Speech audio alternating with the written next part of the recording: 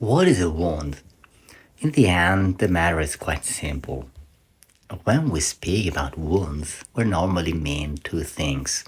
On the one hand, the action that wounds, on the other, the effect that action produces within us.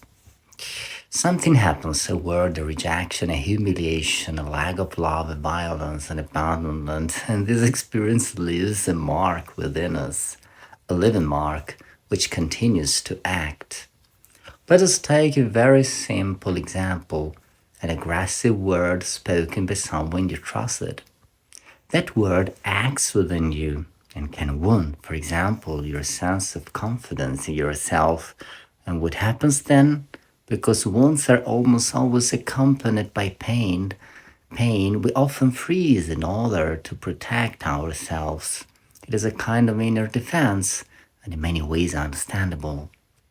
Yet the wound continues to act anyway, and wounds that are not cared for tend to produce poison. They spread, they invade other areas of life. For example, a wound in self confidence can slowly become a difficulty in trusting others, trusting life, trusting love. And this is where one of the great discoveries of our journey begins. God awaits you even within the wound. Precisely there, the wound can become an opening for light. There are something there in the wound, something new and wonderful can begin to emerge. Then you begin to understand that even wounds, both those we receive and those we inflict upon ourselves, can become openings for light, openings of light.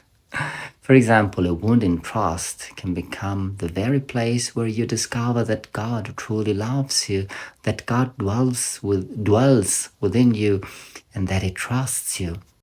And then His love can open your eyes and help you reinterpret those experiences that once seemed to say you're worthless, you're not lovable, you cannot trust.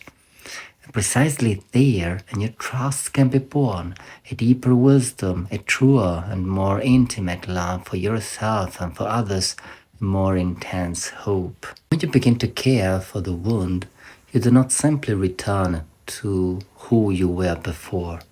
You become more deeply yourself and deeper than before.